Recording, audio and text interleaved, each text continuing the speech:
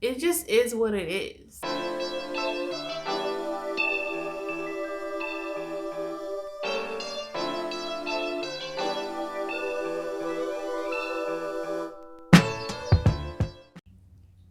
Welcome back, lovelies. Thank you for joining me today. Today we are talking about PCOS. I've been avoiding this video for a while. And yes, I am filming in front of my Christmas tree because it's December and nobody wants to drag themselves down talking about PCOS. So we're going to be a little bit festive. We're not going to be sad. We're not going to be pissed off at our beards today, okay? And don't worry, I will show you my beard. I don't want to, but I'm going to do it. I've been feeling very compelled to do this video, and then of course Kiki Palmer has shared her story, and now I feel even more compelled to go ahead and talk about it and finally let this be a topic on my channel and just be personal about it. Get a little up close and personal. This video is going to be more about what PCOS is, how do you know if you have it, how do you treat it, and what happens. I'm going to talk about my own experiences in more videos to come. I'm going to talk about acne. I am going to talk about unwanted hair in unwanted areas. I'm going to talk about weight. I'm going to talk about my skincare routine, how I deal with the hair, irregular periods, all that stuff. Fertility. I almost forgot that one. Polycystic ovarian syndrome, or PCOS, is essentially just a hormone imbalance that many women experience. I think it's like 1 in 4 women deal with PCOS. It's a lot. It's a lot. It's very common. It's not like an end-all be-all type of thing, but you do need to do a lot to deal with it. It's stupid. It normally has a few symptoms that are very, very common. But it's different for different women, and you might have 1 or 2 of the symptoms, but not all of them, or you might have all of them. Like, it varies. So some of the most common symptoms of PCOS are male pattern hair growth, irregular periods, infertility or trouble getting pregnant, and unexplained weight gain. Essentially, your reproductive hormones are out of balance. Your testosterone, your androgens, your male hormones are higher than they should be as a woman. So that's where you get that male pattern hair growth, and you're not ovulating like you're supposed to. Your weight is going to your belly as opposed to like your hips or something, because that's where males' weight goes. When they gain weight, it goes to their bellies. Other symptoms that can come about that aren't as common or not as talked about, I guess, would be darkened skin. And I'm not talking about hyperpigmentation. It's like patches of dark skin that have like a velvety texture to them. There is a name for it, and I will put it on the screen so y'all can have the same reaction that I had, okay? Did they just call us Negroes and Africans at the same time?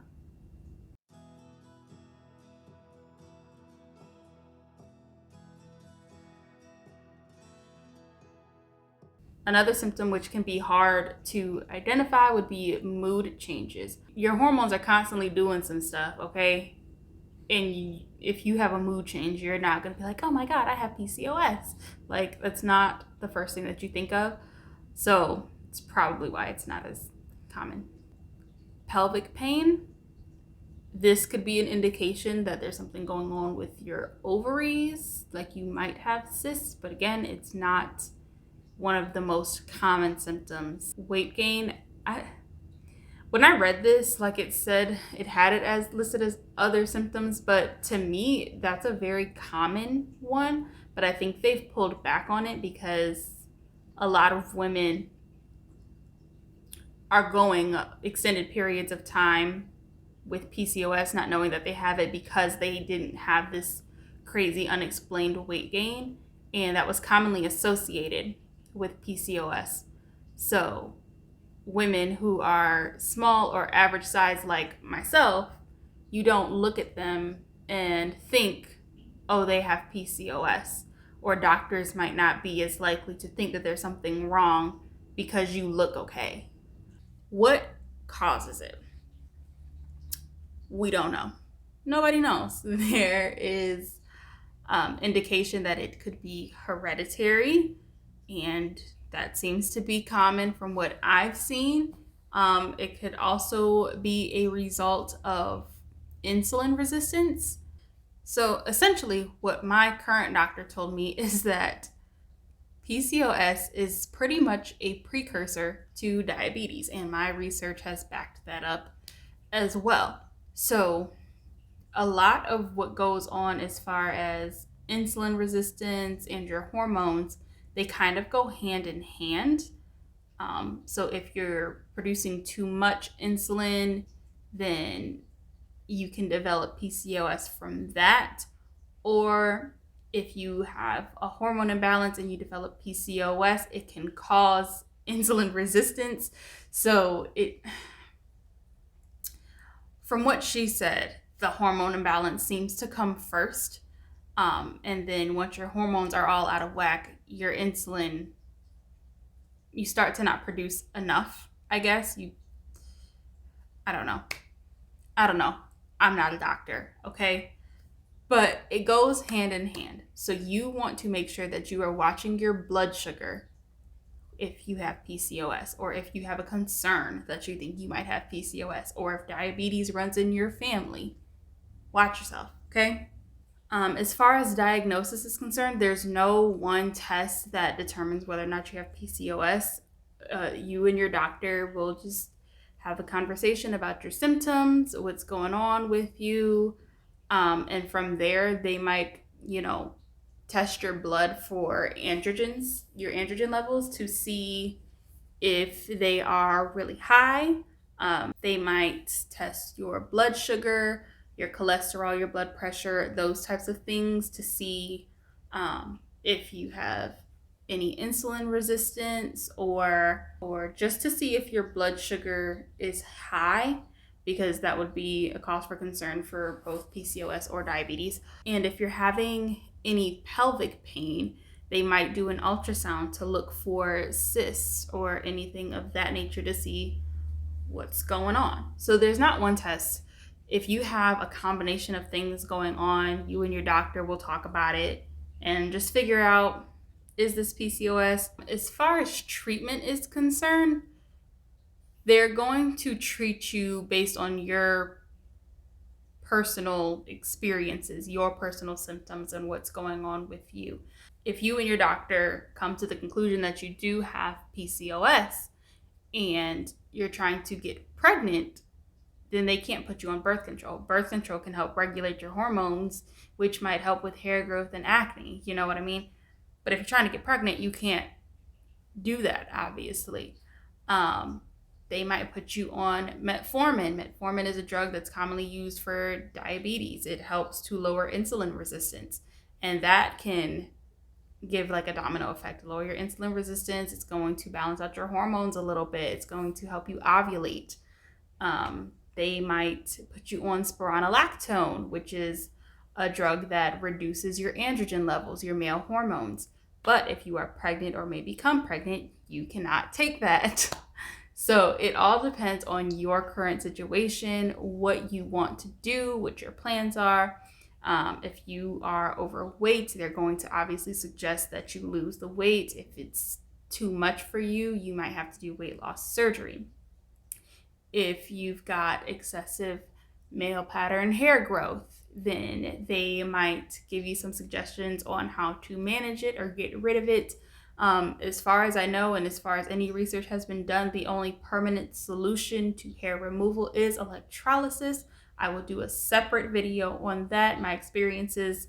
You do still have to do multiple treatments with it. It's not an overnight thing, but I am currently getting that done somewhat regularly. If you have really bad acne, they're going to help you figure out how to deal with your acne. So, I mean, the treatment goes they're treating your symptoms. There's no cure for PCOS. It's a combination of things that are just happening to your body at once. And unless they know the exact underlying cause for your particular body, there's no way to cure it like definitively with just one thing. The real tea, like if you want to get rid of your PCOS, you have to diet and exercise. Y'all, I kid you not, I went to my doctor, right? And I walk in and I'm like, hey, can I talk to you about PCOS? I know I'm just here for a pap, but I think I have PCOS. And she looks at my neck and she looks at my stomach, which are both abnormally hairy like a man. And she goes, oh yeah, your testosterone's way too high. So what we're gonna do is you're gonna keep a food journal, okay? And you can't have any potatoes, bread, rice, or pasta, or sugar, not even fruit. You can only have strawberries, blueberries, and raspberries twice a week, okay? And I was like, did she just say I can't have no bread? But for long term, if I wanna have me a baby, if I'm trying to be healthy, I need to eliminate carbs and sugar from my diet as much as possible and exercise. And that's going to be the start of just making sure that I'm healthy.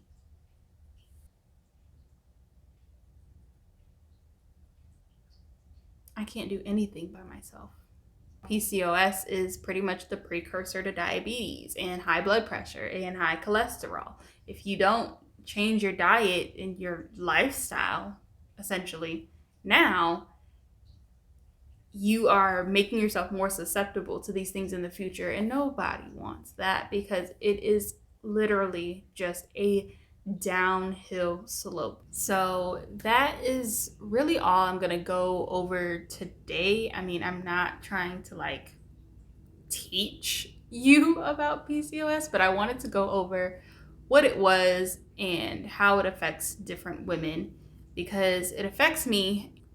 Hopefully you guys go on this journey with me. If you are also dealing with PCOS, please comment below, share your thoughts, share your stories, share your tips and tricks on how you deal with certain things.